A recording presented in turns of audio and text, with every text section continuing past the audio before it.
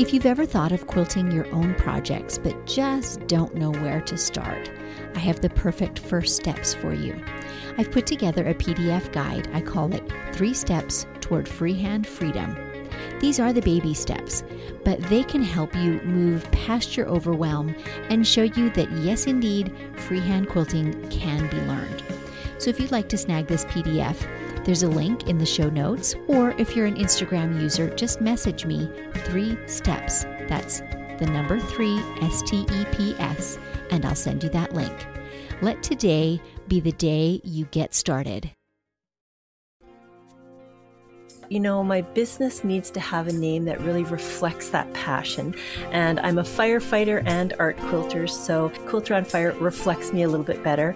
And I'm having a lot of fun with that brand now.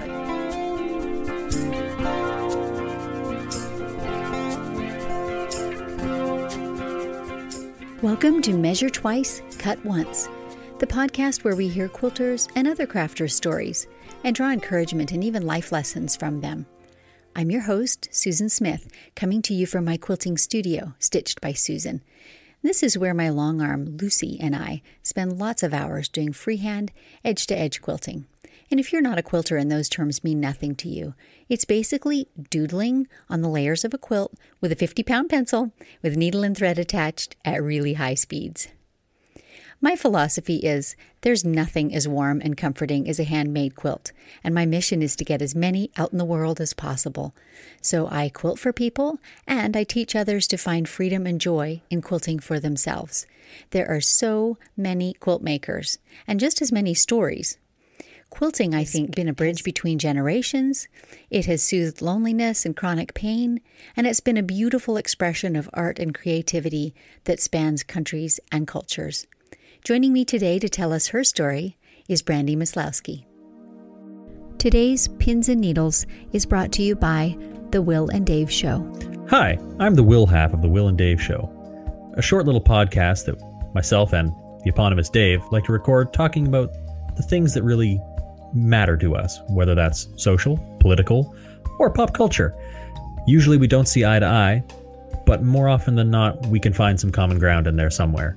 And now, back to Pins and Needles with a quick tip for all you sharp quilters out there. Today, I have a great binding tip for you. So when you're applying binding to a quilt, you usually machine sew it to one side and then wrap it around and either hand stitch or machine stitch it to the other side.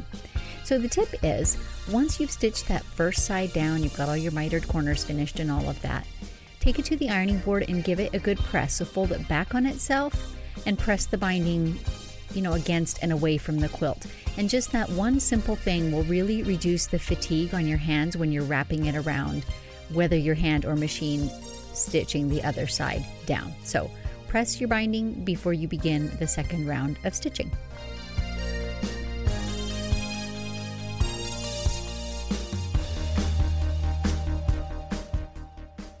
You all know I love my coffee. And if you're interested in supporting this podcast, you can go to buymeacoffee.com/Stitched by Susan, where for the price of one delicious coffee, you're able to make a one-time contribution. This helps me keep batteries in stock for my microphone and enables me to keep bringing you these weekly episodes. Thanks so much for your support, and maybe take a moment now to refill your cup as you settle back to enjoy today's interview.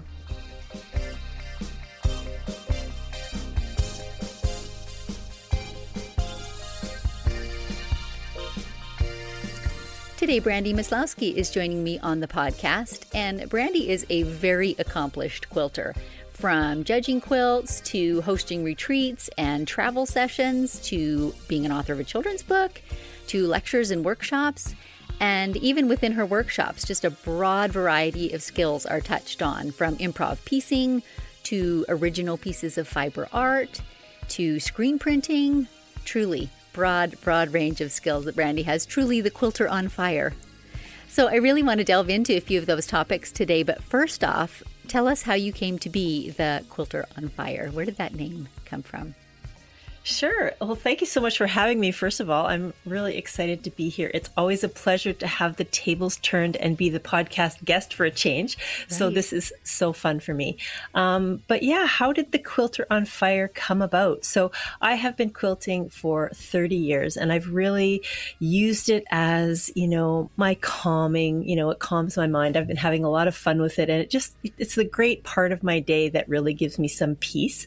And so, I started quilting early on in my firefighting career and I used it as a stress reliever. And so as I gradually fell in love and started this passion for quilting that became fiber art, I thought, my business needs to have a name that really reflects that passion.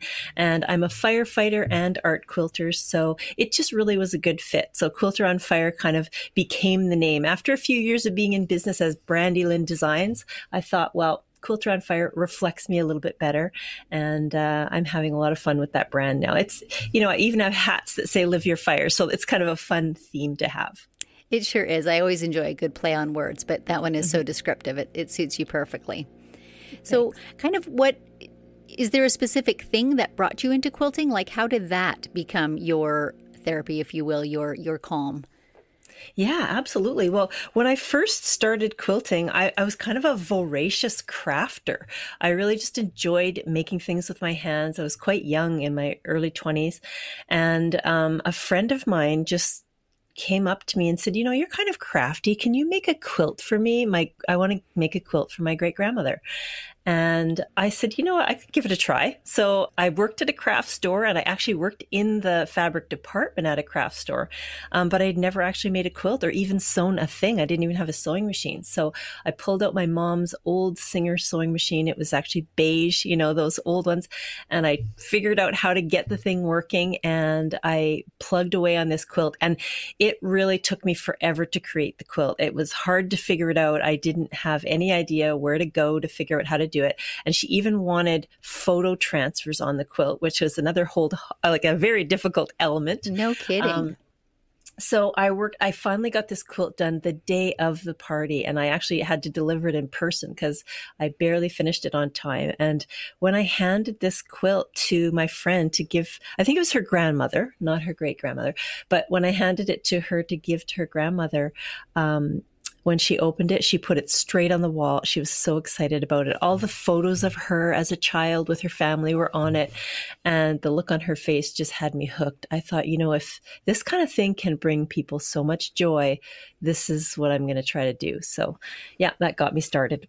And don't you just find that in the quilting community, it is all about the connections, the stories, the people, the moments. Yeah, for sure. Yeah, absolutely.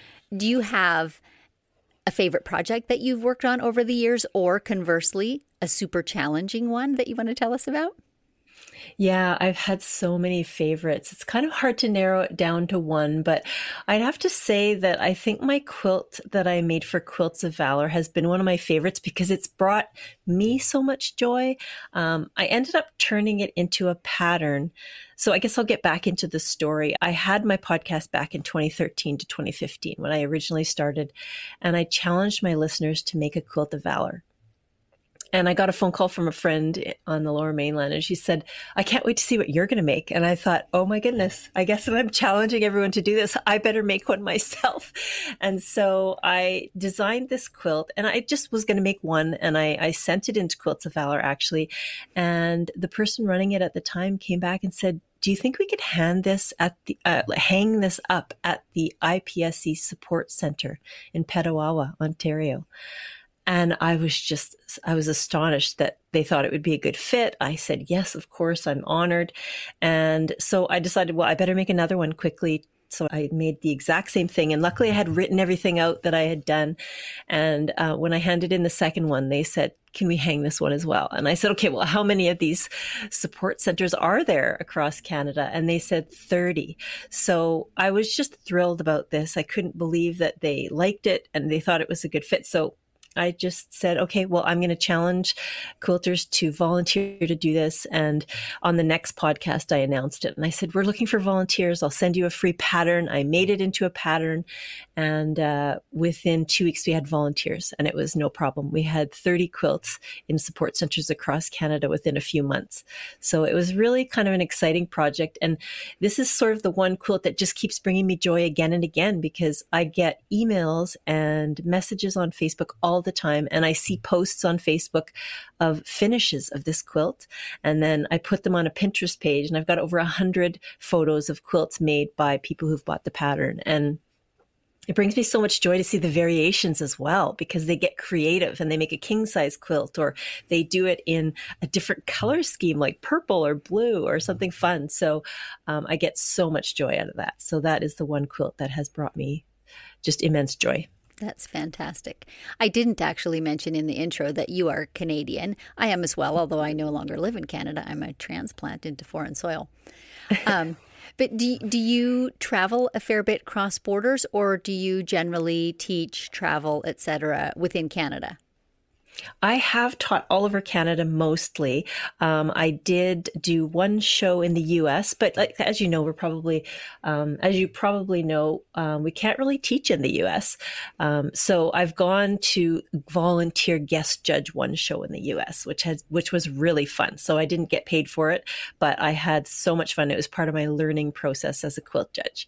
Right. So yeah, but now that we're teaching on Zoom, I am teaching all over the US, which has been great. I've taught over 60 lectures and workshops over the pandemic on Zoom. And I've been having so much fun because they haven't really discovered me in the US. And so I'll teach one in California, and then all of a sudden, boom, boom, boom, another bunch of local guilds will pick me up, and all of a sudden I'll have 7. So it's really been exciting to spread out into the US and meet all these amazing new quilters. Mm-hmm. That is one wonderful thing, actually, about the pandemic is I feel like a lot of the quilter demographic is heavy on the, over 55 age. And so 18 months ago, many of them were not comfortable at their computers or attending a Zoom lecture, and now they are. And so it has expanded horizons.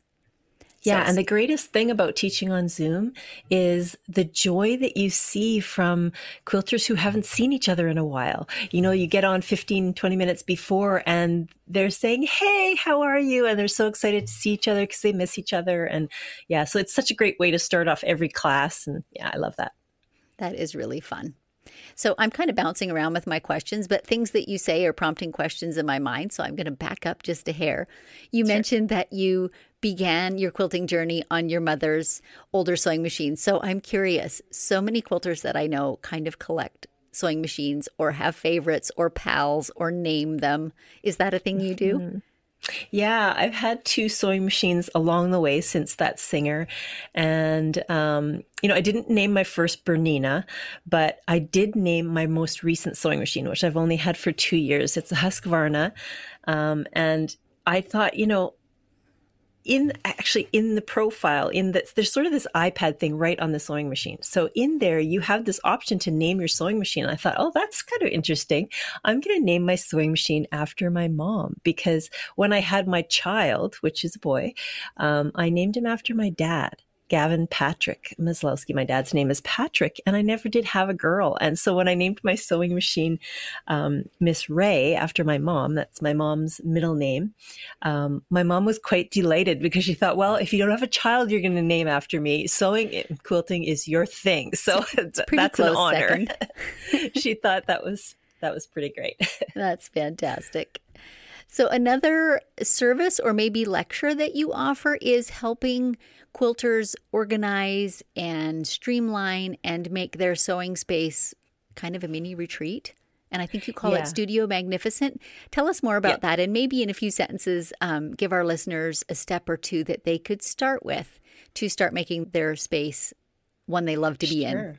Yeah, absolutely. This is kind of a lecture that I fell into because, I was challenging myself to, sort of reply to prompts in magazines to get my studio featured or get my quilts featured and things like that. And so I was reading my favorite magazine way back in 2010.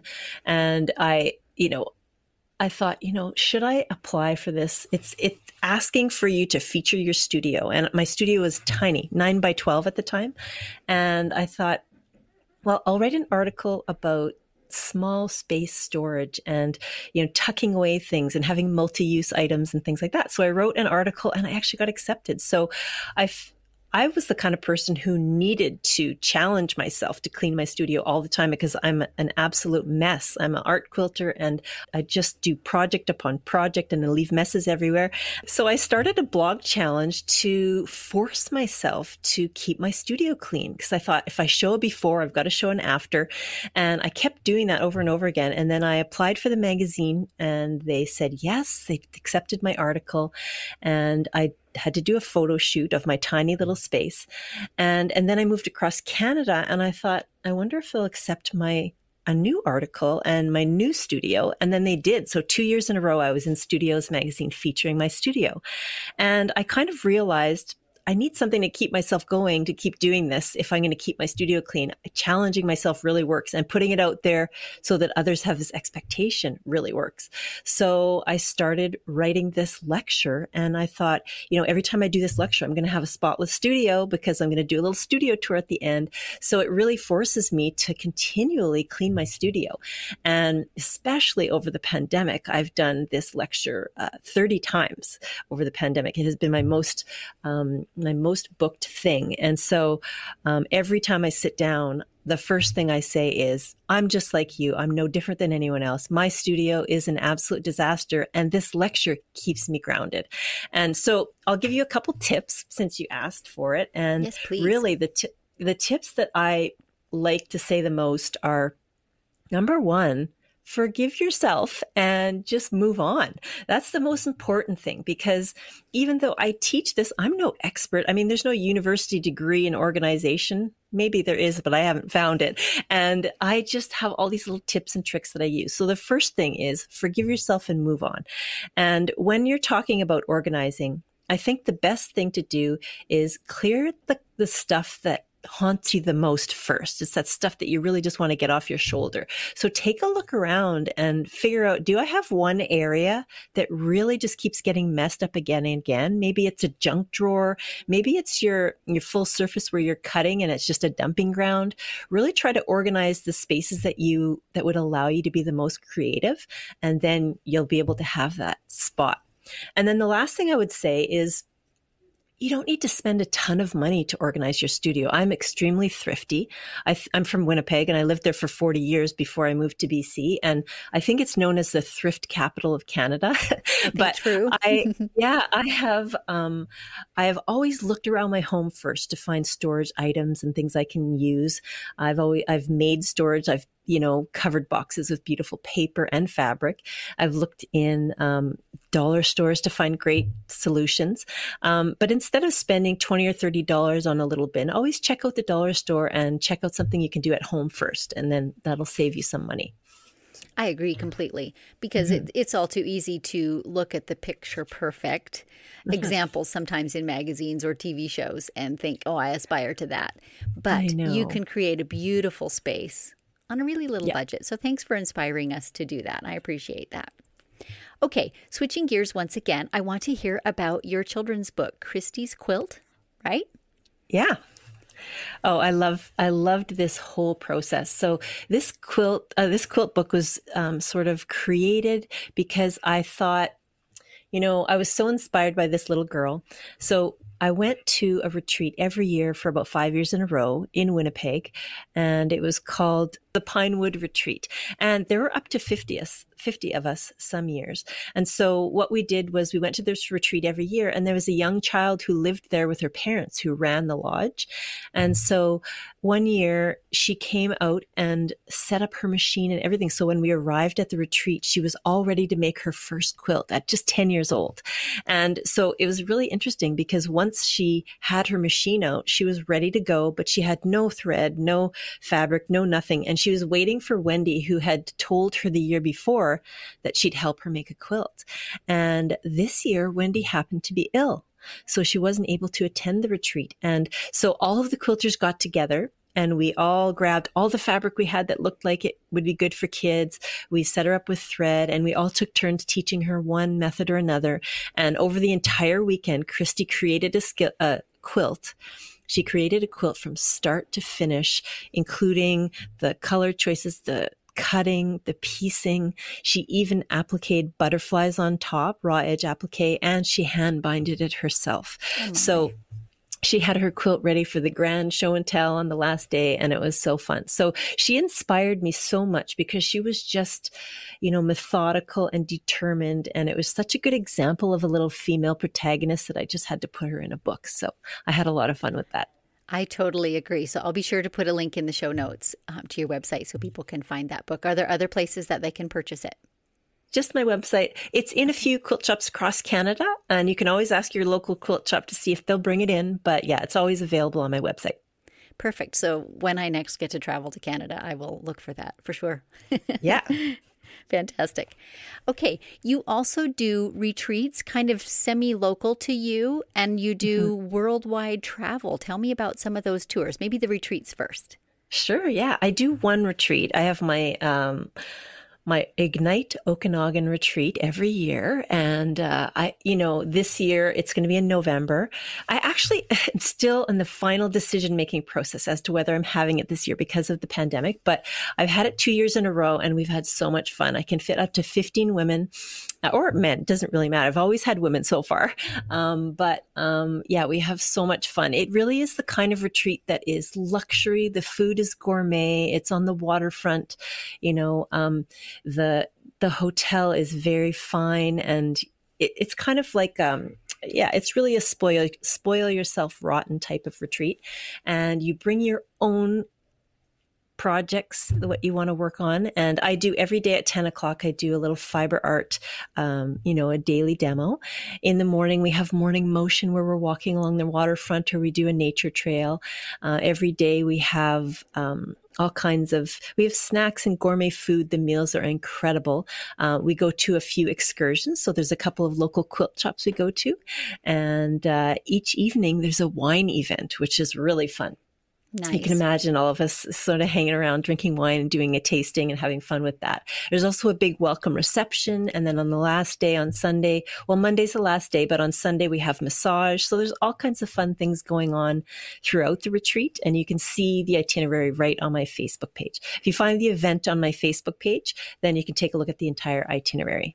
Lovely. That sounds wonderful. And the Okanagan in November, I bet, is just beautiful. I mean, it's a beautiful region, but the weather would be gorgeous in November too. Yeah, it is a part of Canada that's really mild. And so November it's just a real nice temperate climate. And we've had everybody going in the hot tub and everything, even though it's November. So it's been great. So I'm curious, does the sewing get better after a wine tasting or worse?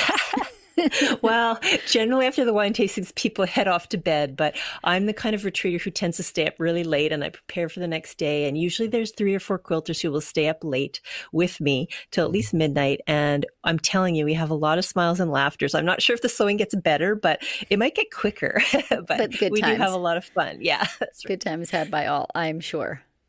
Okay, so you also do some long trips, and I wasn't clear in looking on your website as to whether you host these or whether you're just kind of inviting people to come along on these quilting tours that are overseas.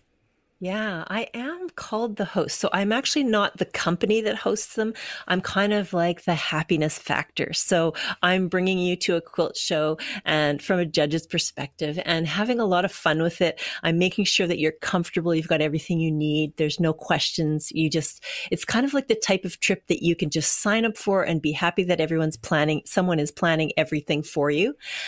So I've done a cruise so far. I did the quilting cruise where I brought 50 women, and that was just a blast. We went to Hawaii. I had another cruise booked, but of course, over the pandemic, it was canceled. And I have a few trips coming up this year in 2022. I have England and Japan booked. And then in 2023, I'm going to be doing France and Morocco. So the entire itineraries will be on my website. They're still coming up, of course. So you'll always be able to check my website under travel. And I'm really excited to announce that I'm going to have a brand new website in the middle of August this year. So I got a little grant, and so I'm upgrading everything there. So So I'll have a much more beautiful interface for people to look at, and you'll be able to see all those quilting travel destinations on there. That's really exciting. I find that's a real challenge for an entrepreneur, for a single business owner, is being the jack of all trades and being the website designer. So how fun for you that you get to have help with one. Yeah. Yeah, I'm so thrilled about it. And, it's kind of exciting because people are already asking me about the travel destinations. I think people have been so cooped up.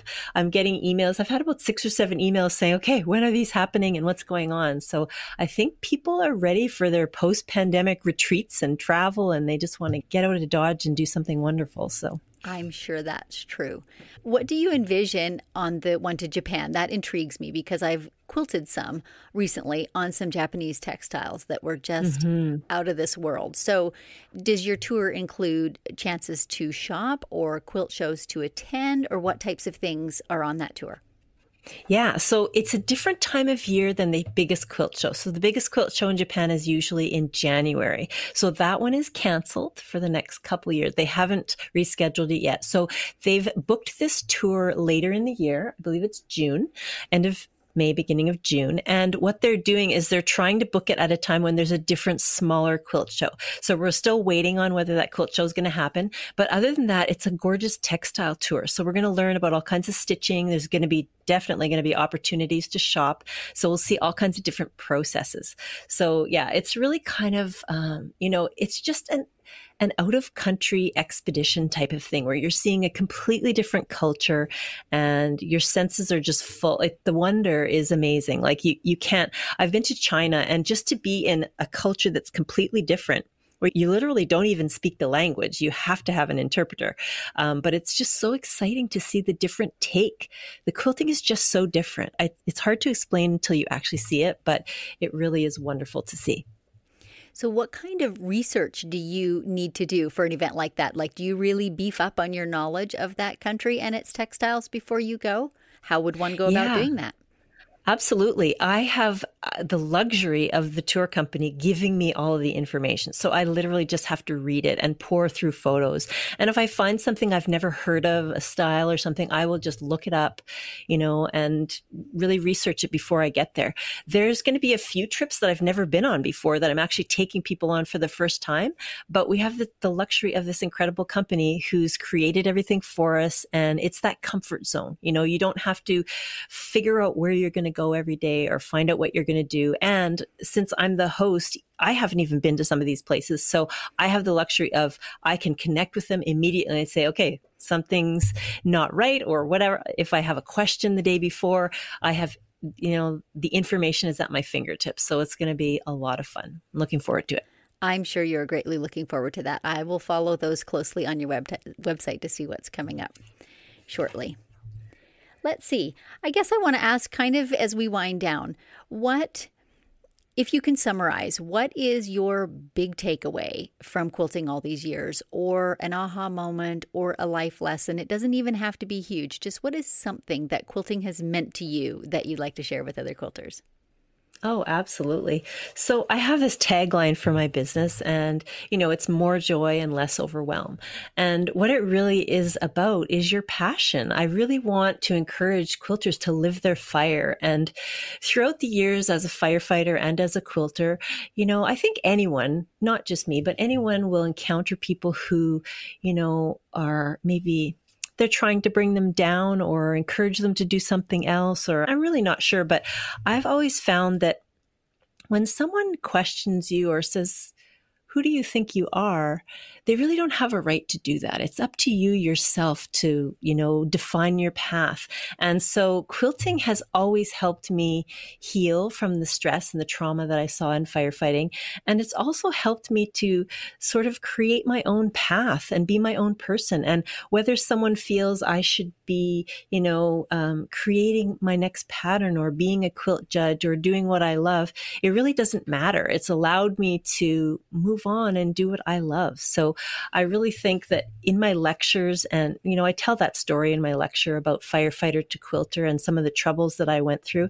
And if just one quilter learns from that lecture that they can spend a little less time with someone who brings them down and a little more time with someone who lifts them up, then I've made my point and I've done my thing. So I'm happy with that. You sure have.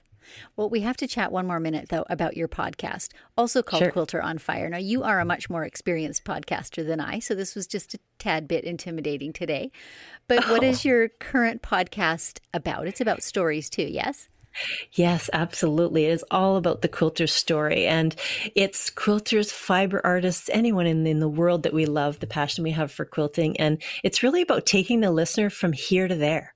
So I tackle a topic sometimes with the quilter, and I have a range of people who are absolutely famous that I can't even believe they're going to be my guest, all the way down to a mom who made a coat of many colors for her daughter because her daughter loved Dolly Parton. So I just really love to feature amazing people and share their stories just like you and have so much fun with it. And I think the greatest joy that I get out of the podcast is the feedback or response, even when someone says, wait a minute, it's 1:00, where's your podcast? And I'm struggling with something, trying to get it out on time.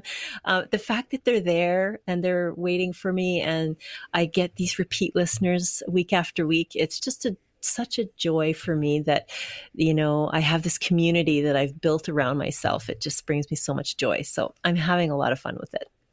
It does make some amazing connections. And, we talked about that briefly earlier. That's one of the most wonderful things about the quilting world is the generosity and the camaraderie and the community among the people. Yeah. So, all right. Absolutely. Any last words for us? Any last words? Maybe events that you have on the horizon. I mean, we've talked about the travel, obviously, but do you have, a new book or a new lecture or something coming out that listeners will want to know about? Yeah, I do. Let me just find the date of it. Oops, I unplugged my mouse. I'm like, why is my mouse not working? Okay, let me just go to my calendar for a second because July 14th, I believe. Sorry, let me move this over. I believe July 14th, I have a big lecture, a big thing. Let me just find it. I want to find the time for you so I can say, okay, July 14th. Okay. So on July 14th, I will be on Quilt Talk with Valerie Prideaux, and I'm really excited about it because for the first time, I'll be doing a lecture about quilt travel destinations. So I'll be talking about behind the scenes, some fun anecdotes, and just telling some stories. So if you Google search Quilt Talk, you'll be able to find that, and then you can sign up. And I think it might be $10 fee or something like that, but it's going to be a really great lecture featuring all the quilt travel destinations that I'm looking forward to. So you're really going to whet our appetite for those upcoming I know, tours, aren't you? everyone's so excited about traveling, so I want to get into that and have some fun. That is pretty exciting. Well, thank you so much for joining me today. Where is the easiest place for listeners to find you? We've talked about your website. I don't know if you've actually said what it is. Yeah, my website is quilteronfire.com, and you can simply search Quilter on Fire everywhere on social media. I love to interact with people. I've been actually even having some fun on TikTok lately. I'm on Instagram, YouTube, and Facebook, of course. So yeah, anywhere you find Quilter on Fire, that's where I'll be. Wonderful. Thanks so much for joining me, Brandy. It has been a pleasure. Yeah, it's been a pleasure. Thanks so much for having me. And thank you for tuning into the show. If you enjoyed this podcast, please consider taking a moment to leave a review on Apple Podcast or the podcast app of your choice. It really helps other listeners to find the show so they can hear these stories too. For information on the classes I offer or quilting services, please see my website, stitchedbysusan.com. If you're a long-arm quilter and looking for freehand tips, take advantage of the live and unscripted events hosted on my Facebook page and replayed on my YouTube channel, Stitched by Susan. And if pictures are your preference, check out my Pinterest galleries of edge-to-edge and custom quilting projects. These direct links can all be found in the show notes below. So, until next time, may your sorrows be patched and your joys be quilted.